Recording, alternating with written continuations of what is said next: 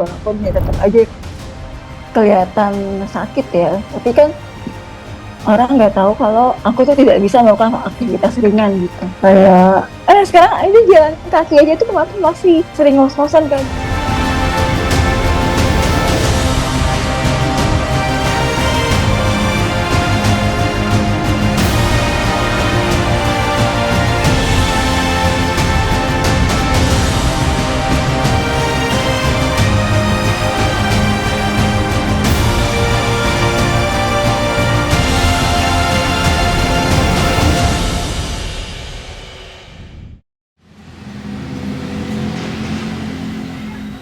Di negeri yang menjunjung kesetaraan, masih ada realitas yang berjalan tak seimbang. Berdasarkan Undang-Undang Nomor 8 Tahun 2016, disabilitas dipahami bukan sekadar kondisi individu, melainkan keterbatasan fisik, intelektual, mental, dan sensorik dalam jangka panjang yang ketika berinteraksi dengan lingkungan dapat menimbulkan hambatan dalam berpartisipasi secara penuh dan setara. Pemahaman ini sejalan dengan Konvensi Hak Penyandang Disabilitas yang diratifikasi Indonesia pada tahun 2011. Dari sinilah realitas tentang akses, kesempatan, dan kesetaraan mulai dipertanyakan dan membuka ruang untuk melihat bagaimana konsep ini hadir dalam kehidupan sehari-hari.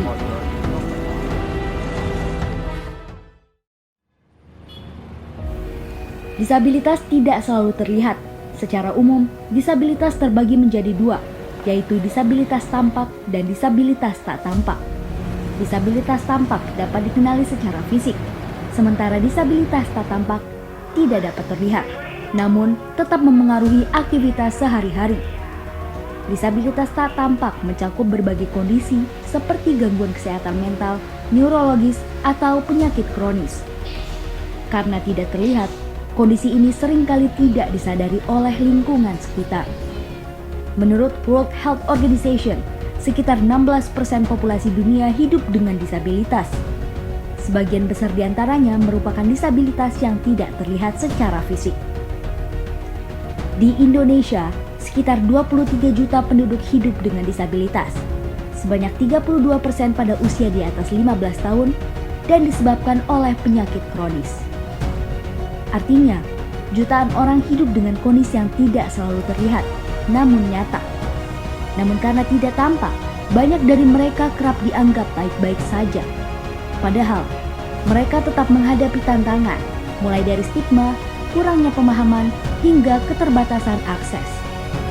Di balik angka-angka ini, ada cerita yang jarang terdengar.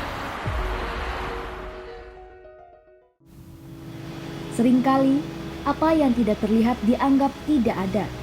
Banyak pejuang penyakit kronis menjalani hari-harinya dengan kondisi yang tak kasat mata, namun tetap dipandang baik-baik saja seolah tidak ada batasan yang mereka hadapi.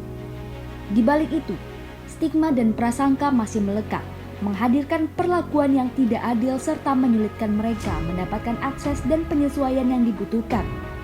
Realitas ini menjadi bagian dari kehidupan yang jarang disadari, namun nyata dirasakan. Apa yang bisa orang-orang lakukan dengan normal sehari-harinya itu kalau di saya jadi ada hambatannya gitu. Jadi sesimpel kayak misalnya kalau orang-orang di transportasi umum berdiri nggak masalah, oke pegel tapi that's it gitu. Cuman kalau misal aku berdiri lama-lama di transportasi umum itu bisa nyeri sendi yang nyeri banget sampai bisa jadi bengkak, bisa jadi kaku gitu. Itu salah satu contoh kecilnya. Terus aku juga mudah lelah kalau ngapa-ngapain. Terus juga suka brain fog, suka linglung, maksudnya suka lupa mau ngomong apa, suka lupa mau ngapain gitu. Terus apalagi ya sebenarnya kayak hal-hal kecil yang mungkin kalau orang-orang normal nggak ngerasa itu privilege, tapi di orang-orang dengan disabilitas tak tampak itu tuh sebenarnya suatu privilege untuk bisa dilakukan. Kayak tadi contoh commuting itu bisa dilakukan dengan mudah kan oleh orang-orang yang tidak punya disabilitas tak tampak. Terus kayak misal sesimpel kalau lagi nyeri banget nih tangan untuk misalnya buka botol yang keras atau apa, itu tuh susah, bisa sakit banget gitu. Jadi small things sih memang yang kelihatannya kecil tapi cukup impactful terhadap kehidupan kita sehari-hari. Oh ya, itu cukup sering sih, terutama kayak misal di transportasi umum. Kan kalau saya secara fisik kelihatannya kayak sehat ya, apalagi saya juga masih muda gitu. Jadi kalau misal saya lagi duduk di kursi prioritas, nggak sekali dua kali saya tuh disuruh berdiri sama orang lain gitu. Entah orang yang misal lebih tua atau misal dia bawa anak kecil dan segala macamnya, saya tuh sering, Mbak, minta duduknya dong gitu. Padahal saya sebenarnya juga lagi sakit, dan even saya juga udah pakai atribut disabilitas tak tampak atau atribut prioritas lainnya gitu. Jadi sesimpel itu sih, diremehkan kayak mentang-mentang saya kelihatannya sehat, kelihatannya masih muda, saya duduk di kursi prioritas tuh orang nggak percaya, mikirnya malah saya ngambil hak orang lain, padahal itu sebenarnya hak saya. Iya, itu pernah contohnya kayak tadi yang di transportasi umum.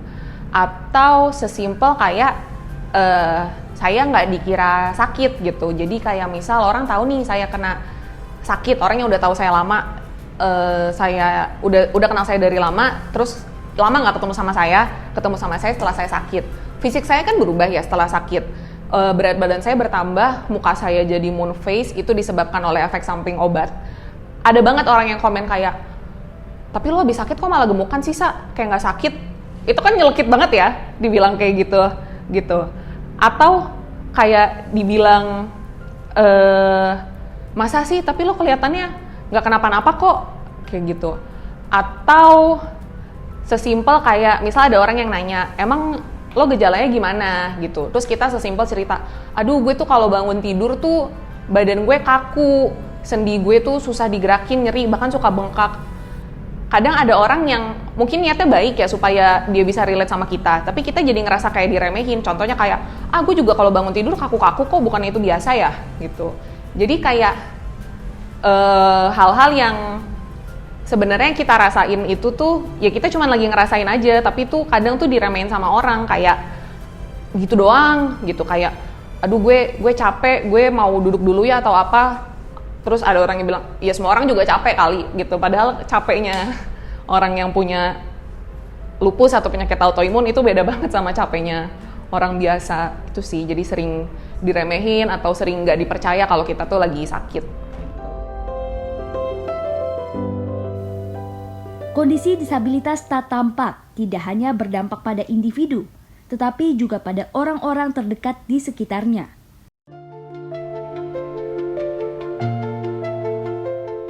Oke, kita tahu itu penyakit yang bukan main minum obat aja langsung sembuh gitu ya, bukan kayak demam dan sebagainya.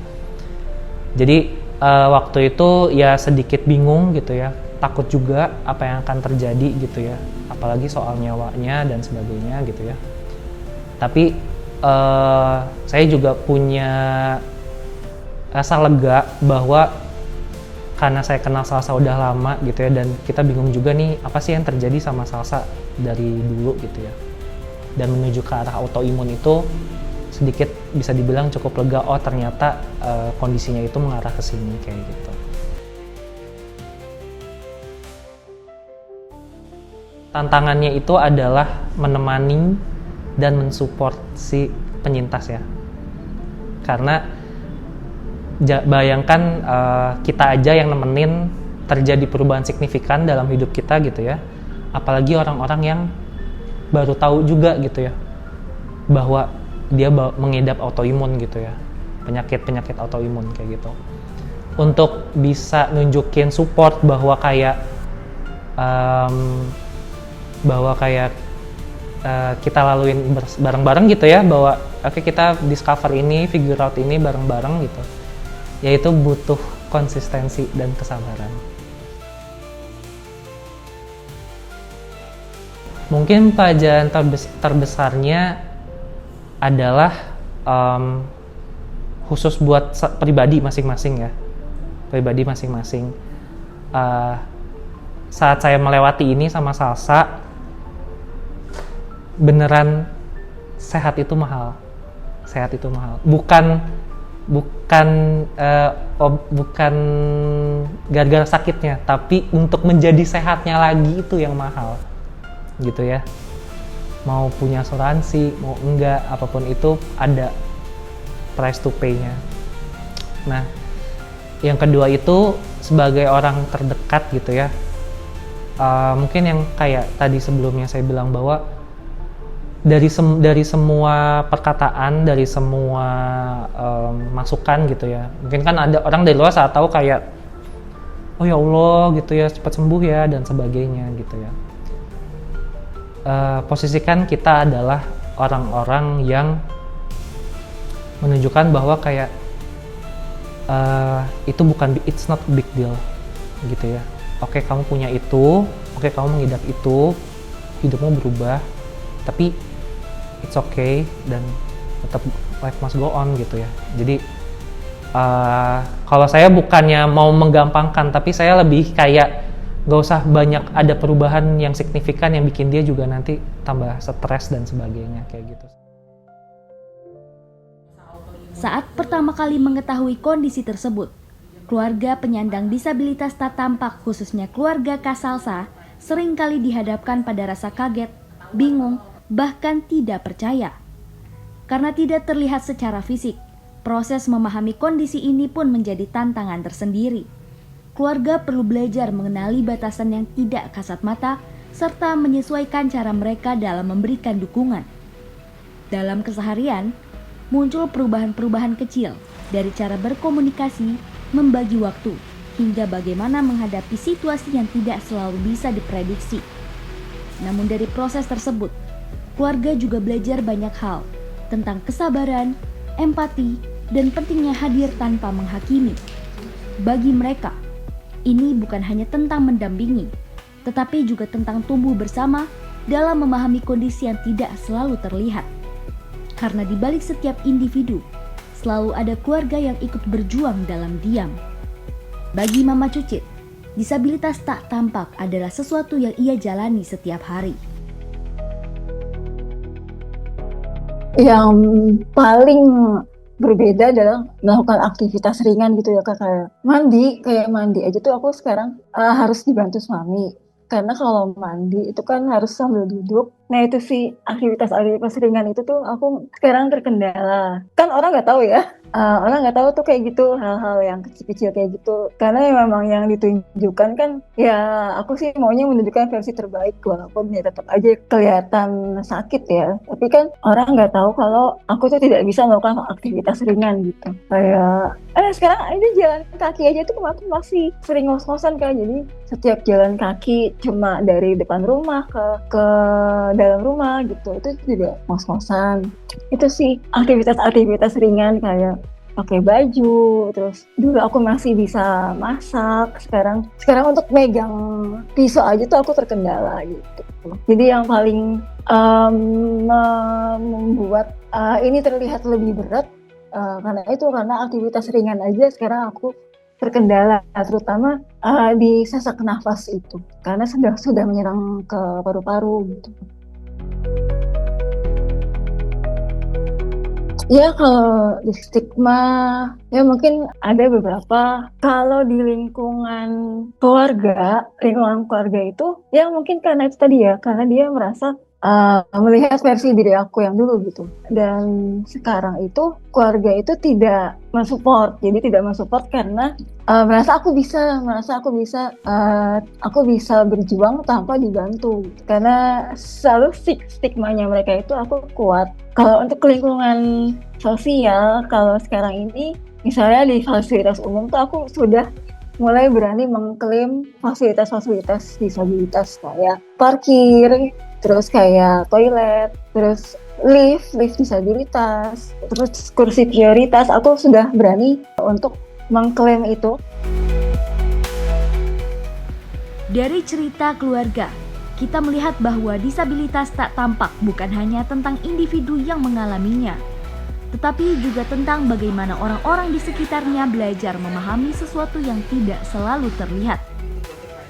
Untuk memahami apa yang terjadi dalam tubuh dan pikiran seseorang dengan disabilitas tak tampak dari sisi kesehatan, kami berbincang dengan Dr. Faisal, selaku dokter reumatologi yang akan menjelaskan bagaimana kondisi ini dikenali serta dampaknya dalam kehidupan sehari-hari. Ada yang kita sebut sebagai disabilitas tak tampak, yaitu kondisi disabilitas yang tidak kelihatan, di mana individu dengan disabilitas tak tampak ini kelihatannya sehat dan segar, namun di dalam tubuhnya itu memiliki suatu kondisi tertentu, penyakit yang sewaktu-waktu bisa kambuh. Dan ketika penyakitnya kambuh, maka bisa menimbulkan disabilitas. Pasien dengan disabilitas tak tampak ini mungkin kelihatan segar, tapi di dalam tubuhnya ada penyakit yang sedang aktif, sehingga bisa mengganggu fungsi pasien. Sebagai contoh, pasien-pasien dengan autoimun, ya, misalnya autoimun lupus. Jadi pasien autoimun lupus ini, kalau dia sedang mengalami kondisi remisi, itu penyakitnya tidak aktif, maka dia akan kelihatan baik-baik saja, kelihatan segar. Namun, kalau ada sesuatu yang menimbulkan kekambuhan penyakitnya, ya misalnya pasien lupus ini nggak bisa kena cahaya matahari misalnya.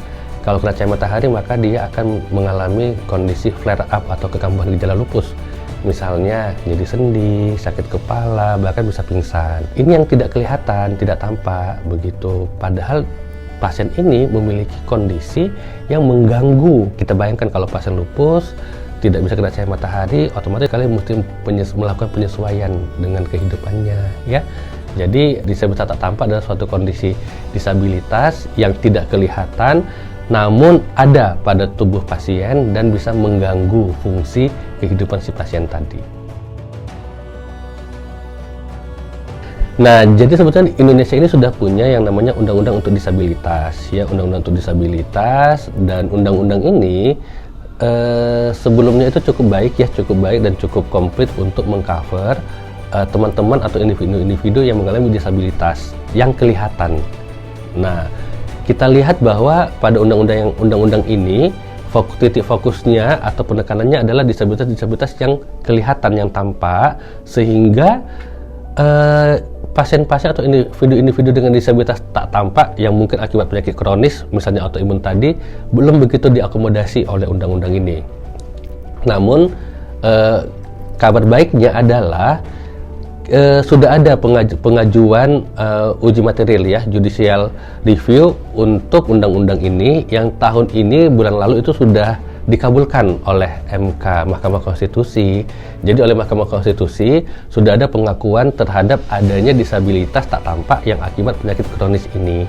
Begitu. Jadi kedepannya mudah-mudahan implementasi untuk pengakuan dan akomodasi terhadap hak-hak disabilitas tak tampak ini bisa lebih baik lagi dan bisa disamakan dengan hak-hak pasien-pasien atau individu-individu dengan disabilitas tampak sebagaimana ketentuan undang-undang. Sebetulnya edukasi medis itu memegang peranan yang sangat penting, ya. Kenapa? Mau nggak mau disabilitas tak tampak akibat penyakit kronis ini adalah suatu kondisi yang membutuhkan tata laksana medis, ya.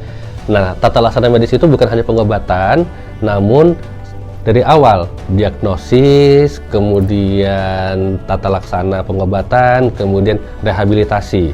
Nah, kesemuanya ini nanti akan membantu pasien, di mana dalam perspektif medis maka dokter yang akan bisa menentukan apakah pasien ini memiliki kondisi disabilitas atau tidak, memiliki kondisi penyakit kronis atau tidak. Jadi dalam uji material MK kemarin itu dikatakan bahwa disabilitas tak tampak ini memang diakui sepanjang ada assessment.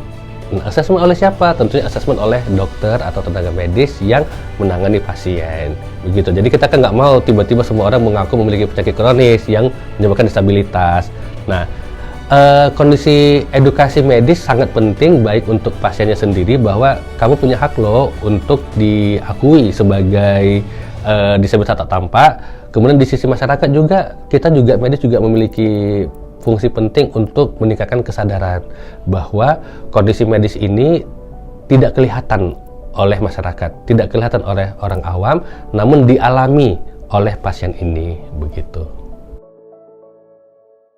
Kami juga berbincang dengan Profesor Mia yang berasal dari Departemen Linguistik. Inklusivitas, tentu kita mengharapkan mereka itu menjadi satu dengan kita semua. Ya tentu harus mengerti dulu mereka siapa. Nah ini saya mau pamer ini aja deh. Nah ini, nah, kalau mereka kan pakai lanyard ya. Nah tapi ini saya punya pennya, ini adalah bunga matahari. Kenapa simbolnya bunga matahari? Jadi kita buatkan lanyard ini simbolnya seperti ini. Nah, bunga matahari itu di berbagai negara itu adalah sebuah simbol yang dipakai untuk penyandang disabilitas tak tampak. Makanya kita membuat seperti ini, tetapi di sini ada gunungannya untuk membingkai keindonesiaan kita. Jadi bunga mataharinya tetap, tapi ada simbol keindonesiaannya. Dan supaya mereka itu betul-betul inklusif, itu sebetulnya saya berpikir untuk memulai di kampus dulu. Jadi sedikit demi sedikit, ini sekarang semua pihak harus menjadi satu untuk memberi mereka itu akses dan kesetaraan. Jadi mereka inklusif. Jadi mereka itu tidak menjadi sebuah kelompok yang tersisih, yang tak dikenal, tersembunyi seperti itu. Itu penting untuk membantu merawat mereka yang menyandang disabilitas tak tampak. Karena memahami disabilitas tak tampak bukan hanya soal melihat apa yang tampak, tetapi juga tentang mendengar apa yang selama ini tidak terlihat.